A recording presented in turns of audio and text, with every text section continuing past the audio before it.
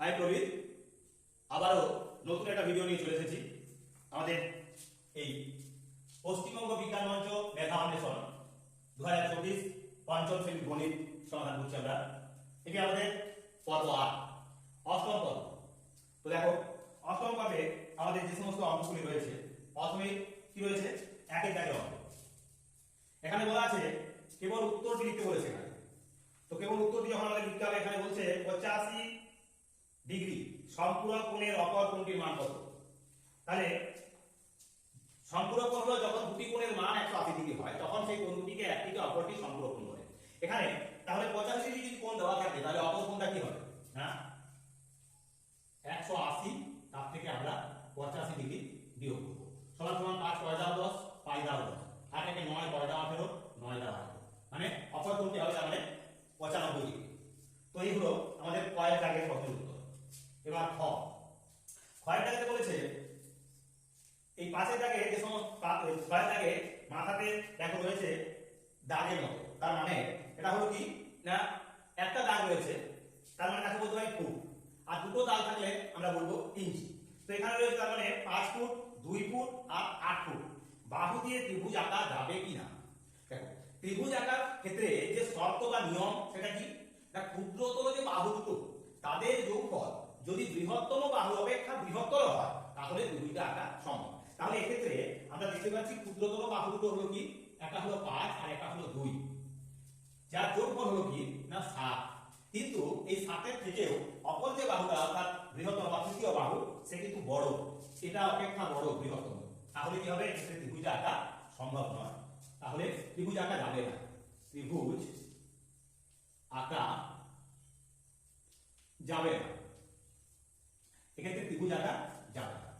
যেহেতু এক্ষেত্রে দেখা যাচ্ছে কি না বৃহত্তম বাহুটা ওই দুই ক্ষুদ্রতর বাহু থেকেও বৃহত্তর, তাই দেখা যাবে। তো এবার দেখো, এবার রয়েছে গয়ের দাগে।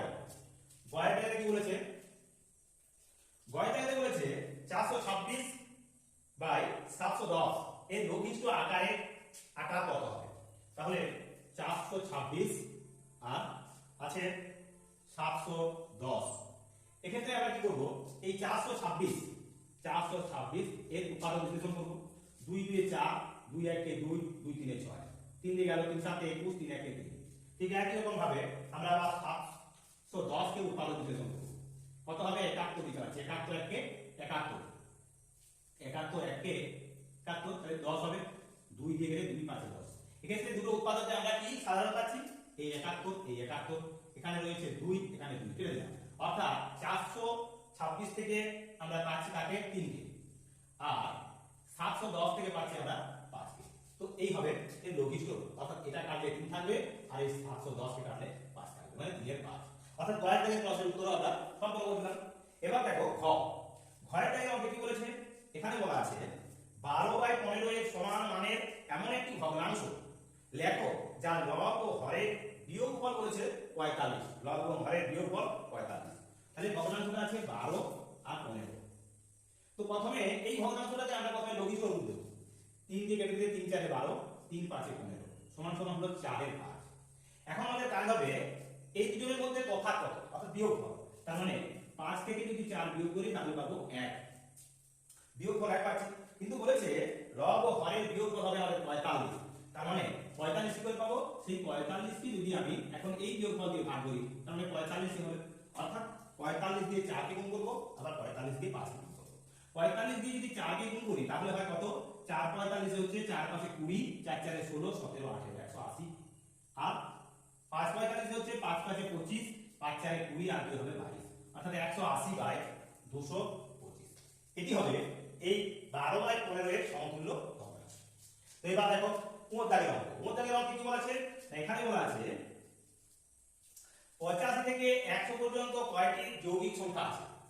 যৌগিক সংখ্যা কাকে বলে না, যেসব সংখ্যা উৎপাদক সংখ্যা 2 এর বেশি তাদের যৌগিক সংখ্যা বলে, দুটো বেশি হয়। তাহলে 85 সংখ্যা থেকে 100 বলেছে, 85 নিজেও একটি যৌগিক সংখ্যা, 85 একটি। তারপর রয়েছে কি 86, তারপরে কি 87, 88, 89 সংখ্যাটা মৌলিক সংখ্যা, যৌগিক নয়। তাহলে 89 বা 90, 91, 92, 93, 94, 95, 96, 97 সংখ্যাটা হলো মৌলিক সংখ্যা, তাই 97 বার। ক্ষেত্রে 98, 99 এবং 100। তার মানে এই সমস্ত সংখ্যাগুলোই হলো আমাদের যৌগিক সংখ্যা। তাহলে 1টা 2টো 3টে 4টে 5টা 6টা 7টা 8টা 9টা 10টা 11টা 12টা 13টা 14টা। তাহলে মোটের উপর রয়েছে কটি? 14টি। তার মানে আমরা দেখতে পেলাম যে 85 থেকে 100 পর্যন্ত যৌগিক সংখ্যা হলো 14টি। এই হলো সেই যৌগিক সংখ্যাগুলি। তো এইরকমই গুরুত্বপূর্ণ পূর্ণমান 30 আমরা অঙ্কে অর্থাৎ 30টি যে 30 নাম্বার পেতে এই পশ্চিমবঙ্গ বিজ্ঞান মঞ্চের মেধা অন্বেষণে 2024 সেই রূপ হুবহু প্রমাণযোগ্য প্রশ্ন আমরা আমাদের চিহ্নিত চ্যানেলের মাধ্যমে তুলে ধরছি। তো প্রতিটি অঙ্ক সম্পূর্ণরূপে তোমরা দেখলে তবে আগামী অক্টোবর মাসে হতে চলা মেধা অন্বেষণ বা বিজ্ঞান মঞ্চে সম্পূর্ণরূপে পঞ্চম শ্রেণীর গণিতের সমাধান করতে পারবে। তো সেই কারণে তোমরা দেখো এই সংক্ষিপ্তধর্মী 15টি প্রশ্ন আছে, সেই 15টি প্রশ্নের 15 নাম্বার এবং কোষের সমাধান 3 × 5 = 15, অর্থাৎ 5টি প্রশ্নের সমাধান করতে হবে 3 নাম্বার করে, মোট 15। মোট সংক্ষিপ্তধর্মী এবং কোষের সমাধান নিয়ে 30 নাম্বার। তো সেই 30 নাম্বার পেতে অবশ্যই আমাদের ভিডিওটিকে সম্পূর্ণরূপে দেখতে হবে। আমরা সর্বমোট 25টি এই জাতীয় ভিডিও কিন্তু তোমাদের তুলে ধরছি। এই 25টি ভিডিও সম্পূর্ণরূপে দেখলেই অক্টোবর মাসে তোমরা 30-এ 30 অবশ্যই পাবে। তাই 30-এ 30 নম্বর পেতে হলে অবশ্যই চ্যানেলটি দেখতে হবে। চ্যানেলটির ভিডিওগুলিকে দেখে লাইক, কমেন্ট, শেয়ার করতে হবে। তোমাদের অভাব অভিযোগ থাকলে অবশ্যই কমেন্ট বক্সে জানাতে হবে। আর তার সঙ্গে সঙ্গে অবশ্যই যারা নতুন তারা অবশ্যই চ্যানেলটাকে সাবস্ক্রাইব করবে। তো চলো এবার আমরা চলে যাব আমাদের এই পর্বের 2 দাগের অঙ্কের সমাধানে। 2 দাগের অঙ্কের সমাধান। 2 দাগে কি বলা আছে? এখানে বলা আছে ভাগ পূরণ করো, অর্থাৎ শূন্য স্থানগুলো আমাদের পূরণ করতে হবে। তো দেখো কিভাবে পূরণ করি।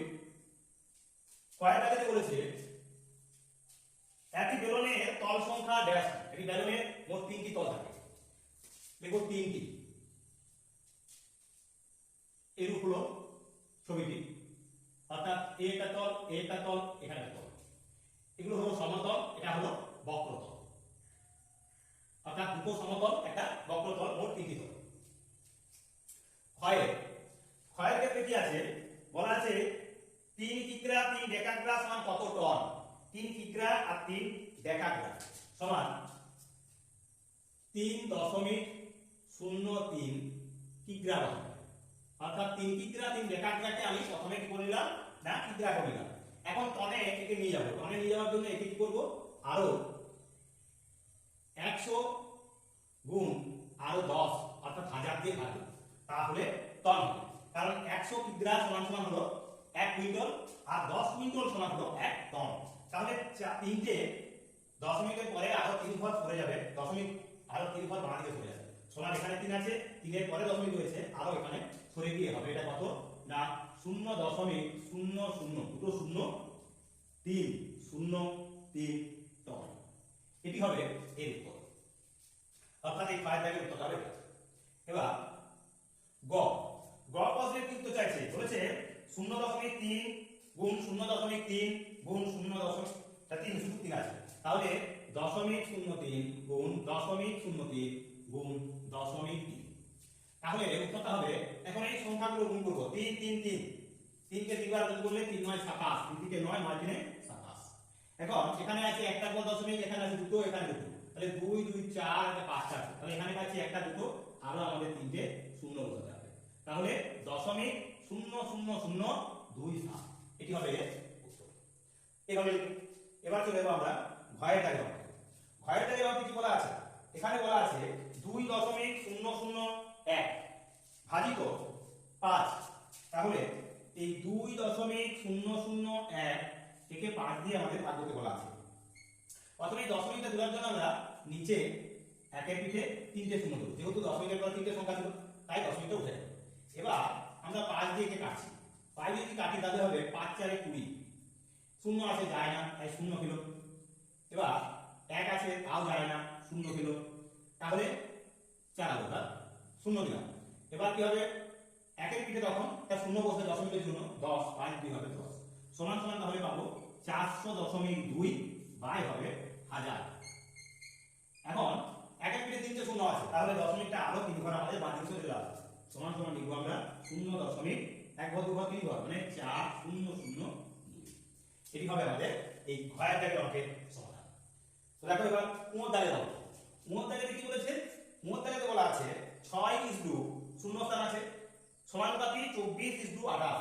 তার মানে এখানে দ্বিতীয় পদটা নেই। আমরা কি জানি দ্বিতীয় পদের সঙ্গে কার সম্পর্ক?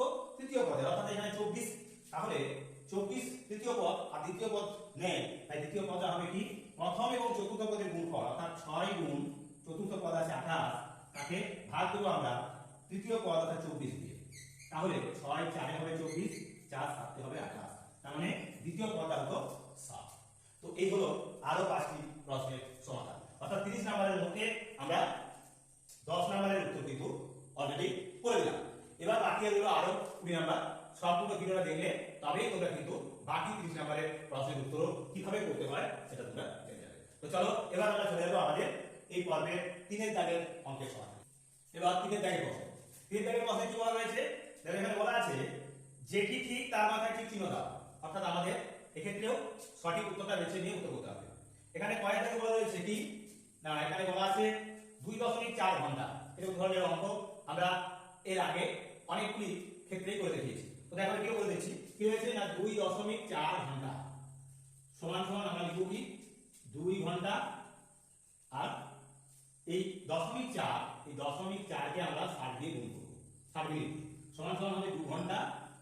কত হবে না 6 4 24 আর এই দশমিক বসবে আর শূন্য বসিয়ে দশমিক বসিয়ে মিনিট, তার মানে 2 ঘন্টা 24 মিনিট। অর্থাৎ কোন অপশনটা হচ্ছে এক্ষেত্রে আমাদের অপশন 4 এর অপশনটা হবে সঠিক উত্তর। এবার চলে যাব ক্ষয়ের দাগে। ক্ষয়ের দাগে অঙ্কে কি রয়েছে না ঘনকের উদাহরণ দাও। ইট রয়েছে, লুডো ছক্কা রয়েছে, দেশলাই বাক্স আছে আর অর্ধ পেয়ারা আছে। তো লুডো ছক্কা হবে একটি ঘনকের উদাহরণ যা দৈর্ঘ্য প্রস্থ এবং উচ্চতা সবই সমান। আর আমরা ইটের করলে দৈর্ঘ্য প্রস্থ এবং উচ্চতা ভিন্ন, অর্থাৎ এটা আয়ত হবে। আর ঘনক হলো সম্পূর্ণ ঘনকের উদাহরণ একটি বলা যেতে পারে লুডোর ছক্কা, তাহলে হবে লুডোর ছক্কা। তো এই হলো ক্ষয় দাগের অঙ্কের সমাধান। এবার গয়াতে বলেছে 0.001 এর সঙ্গে কত যোগ করলে 1 হবে। তাহলে এই লুডোর ছক্কা মানে এই অপশনটা হলো কোনটা 2 এর অপশনটা। আর গয়া থেকে প্রশ্নে কত 1 এর সঙ্গে কত যোগ করলে বলে, তাহলে 1 থেকে আমরা বিয়োগ করব কি না 1 এর থেকে আমরা বিয়োগ দেব 0.001, এটা চেয়েছে। তাহলে এখানে 0 এখানেও 0 এখানেও 0 বিয়োগ দিচ্ছি 1 কয় দাও 10 9 দাও 10, 1 কয় দাও 10 9 দাও 10, 1 কয় দাও 10 9 দাও 10। এবার কি হলো না 1 এটাকে মিলে গেল 0, তাহলে 0.999। আচ্ছা আমাদের কি করতে হবে, তাই 0.001 এর সঙ্গে যদি আমরা 0.999 এদের যোগ করতাম তাহলে 1 পেতাম, তাহলে এক্ষেত্রে হবে 2 এর দাগের অপশনটি সঠিক উত্তর। এবার চলে যাব আমরা ঘয়ের। ঘয়েতে কি রয়েছে? ঘয়ের দাগে বলা আছে 3.5 কুইন্টাল সমান কি সমান সমান আমরা জানি 3 কুইন্টাল মানে হলো 300 কেজি আর 0.5 কুইন্টাল মানে হচ্ছে কি মানে হলো 50 কেজি, তার মানে 350 কেজি। তাহলে 3.5 কুইন্টাল সমান সমান 350 কিগ্রা, 350 কিগ্রা। এবার কোন দাগে দাও 350 কিগ্রা মানে কোন অপশন? এক্ষেত্রে অপশনটা হবে আমাদের 1 এর দাগের অপশনটা, এর 1 এর দাগের অপশনটা। এবার আমরা চলে যাব কোন দাগে। কোন অংশটি ক্ষুদ্রতম বলেছে? 3/4 মানে 3 এর 4 অংশ আছে, দেওয়া রয়েছে 77% মানে 77 এর 100, সব ভগ্নাংশ আকারে দিয়েছি। আর আছে কত 0.79 তার মানে 79/100, আর একটা আছে 4 এর 5, 4 এর 5। এই ভগ্নাংশগুলোর মধ্যে থেকে কোন ভগ্নাংশটা ক্ষুদ্রতম হবে মানে ক্ষুদ্রতম অর্থাৎ সবচেয়ে ছোট হবে? প্রত্যেককে আমরা 100 দিয়ে এখন গুণ করব, প্রত্যেককে 100 দিয়ে গুণ, প্রত্যেককে 100 দিয়ে গুণ, প্রত্যেককে 100 দিয়ে গুণ। তাহলে 4 20 4 25 এ 100 মানে 3 25 হবে 75। এটা 3 এর 4 মানে 75 হবে। 180 কেটে দিলে এটা পেলাম 77, 180 কেটে গেলে এটা পেলাম 79, আর 5 20 মানে হলো এটা পেলাম 4 এর পাশে পেলাম আমরা 80। তাহলে 80, 79, 77, 75। ক্ষুদ্রতম হবে তাহলে কত? এই 3/4। 3/4 হবে ক্ষুদ্রতম। তাহলে এখানে চেয়েছিল কোন অংশটি ক্ষুদ্রতম, তাহলে একের অপশনটা হবে সঠিক উত্তর। অর্থাৎ এই মোট দাগের ক্ষেত্রে এই একের অপশনটি হবে সঠিক উত্তর। তো এই হলো ওই সংক্ষিপ্ত ধর্মী যে 15 নাম্বার তার উত্তর আমরা সম্পন্ন করলাম। এইভাবে এবার কোষে সমাধান করি যে 15 নাম্বার রয়েছে, আমরা অত্যন্ত সচেতনভাবে সংক্ষিপ্ত আকারে তোমাদের বোঝার মতো করে আমরা বাকি 5টি অঙ্কের সমাধান করে দেব। তো সেই কারণে তোমাদের সম্পূর্ণরূপে ভিডিওটা দেখতে হবে, আর সেই সঙ্গে অবশ্যই ভিডিওগুলোকে লাইক, কমেন্ট, শেয়ার করতে হবে। আর তোমাদের যদি কোনো অভাব ভিডিও থেকে থাকে অবশ্যই কমেন্ট বক্সে লিখে জানাও। আমি জানি যে আমাদের ভিডিওতে সাউন্ডের ডিস্টার্ব রয়েছে, এই ডিস্টার্ব ছাড়া অন্য কোনো সমস্যা তোমাদের যদি থেকে থাকে অবশ্যই লিখে জানাও। আর যারা নতুন আমাদের ভিডিও দেখছো এবং চ্যানেল দেখছো অবশ্যই চ্যানেলটিকে সাবস্ক্রাইব করো। তো চলো এবার আমরা চলে যাবো 4 দাগের ওই কোষে সমাধান করি অঙ্কগুলির 15 নম্বরের সমাধান। তো দেখো 4 দাগ আমাদের সমাধান। 4 দাগে কি বলেছে? এখানে বলা আছে নিচের অঙ্কগুলি কোষে দেখাও। 5 গুণ 3 মোট 15 নাম্বার আছে, আমাদের এর সমাধান করতে হবে। কয়েক দাগে কি বলছে? কয়েক দাগে বলছে একটি ছাত্রাবাসে 12 জন ছাত্রের 15 দিনের খাবার আছে। 12 জন ছাত্রের 15 দিনের খাবার। 5 দিন পরে ওই ছাত্রাবাসে আরো 8 জন ছাত্র এলো, তাহলে বাকি খাদ্যে সমস্ত ছাত্রের কতদিন চলবে? কতদিন চলবে অর্থাৎ আমরা স্টেজ করব, দিন চাইছে অর্থাৎ দিনকে আমরা ডান পাশে রাখবো। তাহলে এখানে রাখবো দিন অর্থাৎ দিন সংখ্যা, আর এখানে আছে কি ছাত্র সংখ্যা। ছাত্র সংখ্যা তো কি আছে? বলা ছিল 12 জন ছাত্রের 15 দিনের খাবার ছিল। 12 জন ছাত্র তাদের 15 দিনের খাবার ছিল। এখন 12 জন ছাত্র 5 দিন পরে যদি ওই ছাত্রাবাসে আরো 8 জন ছাত্র এলো, মানে 12 জন ছাত্র 5 দিন ধরে খেয়েছে, তাহলে সেই 5টা দিন বাদ। তার মানে বাকি আছে কদিন? 10 দিন। অর্থাৎ 12 জন ছাত্র এখন আরো 10 দিন খাবে। কিন্তু হঠাৎই দেখা যাচ্ছে আরো 8 জন ছাত্র তাদের সঙ্গে যোগ দিল, তাহলে ছিল 12, আরো 8 জন যোগ দিল 5 দিন পর, তাহলে 12 8 হবে 20। এখন এই 20 জন ছাত্রের কতদিন চলবে এটা বার করতে হবে। তার মানে এটা হবে বিপরীত সম্পর্ক। বিপরীত সম্পর্ক কেন বিপরীত সম্পর্ক? না সম্পর্কটা এই কারণে বিপরীত সম্পর্ক, এখানে ছাত্র সংখ্যা বেড়ে গেছে, তাহলে ওই 10 দিনের খাবার কিন্তু আর 10 দিন চলবে না, তার থেকে কম দিন চলবে। তাহলে যখন এদিকে দেখা যাচ্ছে ছাত্র সংখ্যা বাড়ছে, তখন দিন সংখ্যা তাহলে কি হবে? কমবে। সরাসরি আমরা লিখে দেবো অতএব নির্ণীয় দিন সংখ্যা, নির্ণীয় দিন সংখ্যা সমান সমান কমবে বলছি। আমরা কি বলছি? না তাহলে 20 জন ছাত্রের কম দিন চলে, তার মানে তাহলে কমটা এক্ষেত্রে 12 এবং 20 এর মধ্যে কমকে 12, সেই 12 উপরে লিখবো লব আকারে, 20 কে হর আকারে লিখবো, নিচে গুণ এই 10, গুণ করলে কত হবে? 10 2 এ 20, 2 6 12 সমান 6 দিন। তার মানে 6 দিন চলবে। তাহলে দেখা যাচ্ছে ওই 20 জন ছাত্রের বাকি খাবার মানে 10 দিনের খাবারটা ছিল, সেই খাবারটা 6 দিন চলবে। কি বলেছে? তাহলে বাকি খাদ্যে সমস্ত ছাত্রের কতদিন চলবে? 6 দিন চলবে। তো এই হলো আমাদের এই 4 কয়েক দাগের সমাধান। তোমরা এটিকে ওই নিয়মে সমাধান করতে পারো যে 12 জন ছাত্রের চলে 10 দিন, একজন ছাত্রের চলবে কত? না তখন 10 গুণ 12 দিন, আর 20 জন ছাত্রের চলবে তখন 10 গুণ 12 বাই 20। এভাবে ওই নিয়মে কিন্তু তোমরা অঙ্কটা সমাধান করতে পারো। আমি তোমাদের এইভাবে একদম অতি সংক্ষেপে অঙ্কটা সমাধান করে দিলাম। তো চলো এবার আমরা চলে যাবো 6 দাগের সমাধান। 6 দাগের অঙ্কের সমাধান করছি। 6 দাগে বলেছে না 40 ফুট দীর্ঘ এবং 20 ফুট প্রশস্ত বস্তু বিশিষ্ট একটি আয়তাকার জমির সমান পরিসীমা বিশিষ্ট একটি বর্গাকার জমির মাটি কোপাতে প্রতি বর্গ ফুটে 7 টাকা হিসাবে মোট কত টাকা খরচ হবে? তাহলে একটা আয়তাকার জমি রয়েছে, সেই জমির সমান পরিসীমা বিশিষ্ট একটি বর্গাকার জমি। তো প্রথমে আমরা আয়তাকার জমির পরিসীমা বার করব। আয়তাকার জমির পরিসীমা, পরিসীমা সমান কি? না 2 গুণ দৈর্ঘ্য যোগ প্রস্থ। তাহলে কি আছে? 2 দৈর্ঘ্য কত আছে? দৈর্ঘ্য আছে 40 ফুট আর প্রস্থ আছে 20 ফুট, সমান সমান 2 গুণ 40 আর 20 হবে 60, এখানে ফুট আছে, তাহলে সমান সমান লিখব আমরা 120 ফুট। 120 ফুট হলো এই আয়তাকার জমির পরিসীমা। এখন ওই আয়তাকার জমিটির যা পরিসীমা একই বর্গাকার জমিরও পরিসীমা তাই। তাহলে বর্গাকার জমির পরিসীমা লিখব, অতএব বর্গাকার জমির পরিসীমা সমান 120 ফুট। যে বর্গাকার জমির পরিসীমা 120 ফুট তার একটা বাহুর দৈর্ঘ্য কত? আমরা জানি এই বর্গক্ষেত্রের পরিসীমা হলো বাহু গুণ 4 গুণ বাহু, মানে 4 গুণ বাহু। 4 কে যদি আমরা বাহু দিয়ে গুণ করি তো ঠিক সেরকম বাহুকে 4 দিয়ে গুণ, তাহলে এক্ষেত্রে তো ওই বর্গাকার জমির একটি বাহু সমান সমান 120 ভাজিত 4 সমান 4 3 12 30 ফুট। এটা হবে 30 ফুট, মানে একটা বাহু হবে 30 ফুট। তো যদি তার একটা বাহু 30 ফুট হয়, এখন বর্গক্ষেত্রের ক্ষেত্রফল কি না বাহুর বর্গ, অতএব ওই বর্গাকার জমির ক্ষেত্রফল, ওই বর্গাকার জমির ক্ষেত্রফল সমান সমান কি হবে 30 গুণ 30 সমান 900 বর্গ ফুট। 900 বর্গ ফুট এই হলো জমিটির ক্ষেত্রফল। এখন বলছে যে প্রতি বর্গ মিটার 7 টাকা হিসাবে মোট কত টাকা খরচ পড়বে।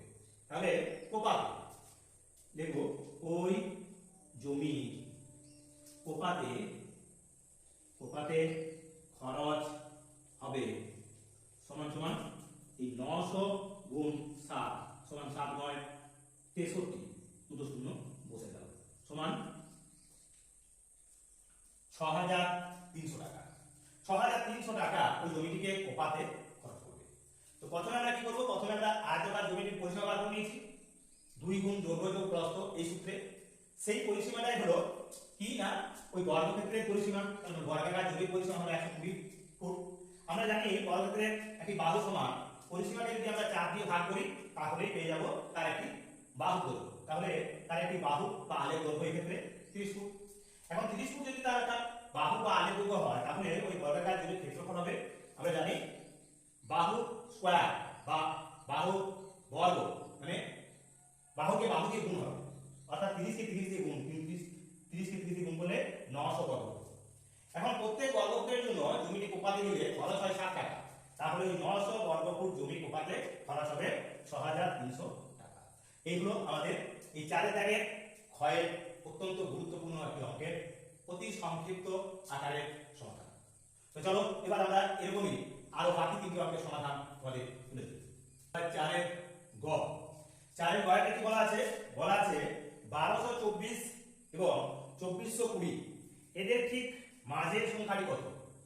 মাঝের সংখ্যাটি থেকে বড় সংখ্যাটি কত বেশি? তাহলে